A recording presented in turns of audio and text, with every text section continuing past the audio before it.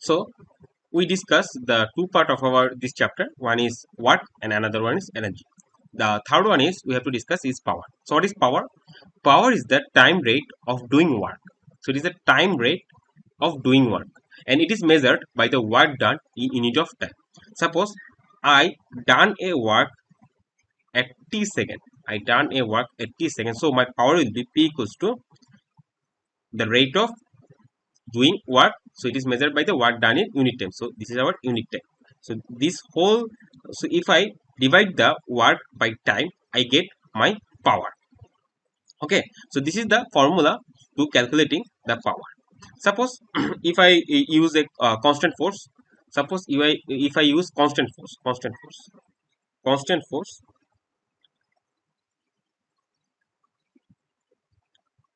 force F, and I done a work. So my work will be F into, suppose, dr.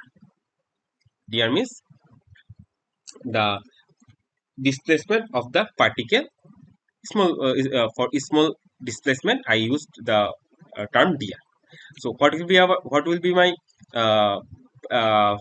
power for this work? My power P will be W by dt, because I move my particle in of to for dr position, and for this displacement I use dt second. For this, suppose if I want to, this is my particle P, and I have to move this particle from point A to point B. This point is our dr.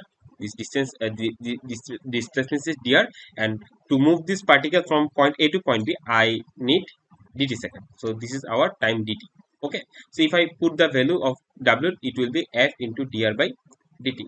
I can write this thing in that manner, dr by dt, and we know this is known as velocity. The rate of change of displacement is known as velocity. So I can write also f into v, f into v. So I can write power P equals to f into v. So this is also the one another formula for constant force over a particle. So I can calculate this power by these two formula. Okay, another thing is the what is the unit of power? Unit of power, as I know the unit of the work is joule, and the unit of time is second, so I can write joule per second. Okay, so this is the SI unit of my power. But in practical unit, power is we represent power as watt. So what is the relationship between joule per second and watt? So 1 watt equals to 1 joule per second. Sometimes we use horsepower. We use the term horsepower. So 1 horsepower. So 1 horsepower is equals to 746 watt. So remember this relationship also. This is the unit of our power. Okay, so this is the concept of our power. And the last topic of our this lecture video is efficiency. So when we do some work, we have to find out is this is efficient or not. Is this efficient or not? So for this we have to find out the efficiency. That's why this efficiency term comes. So what we can say, the efficiency of a machine is defined as the ratio of output energy or power to input or applied energy. So we can say that the efficiency is the ratio of output energy or power to input energy or power. So suppose we represent this ratio as eta. So our eta equals to output power divided by input power, or we can say that output energy divided by input energy.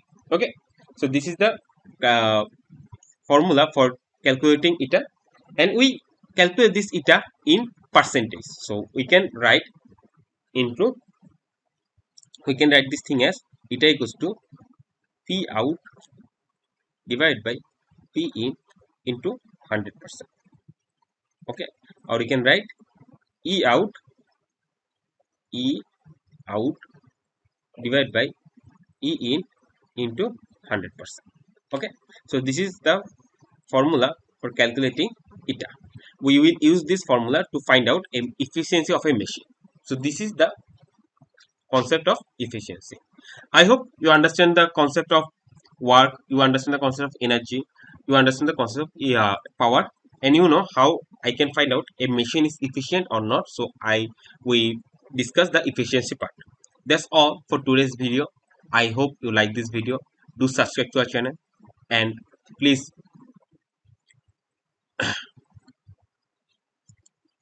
turn on the notification bell. Thanks for watching this video.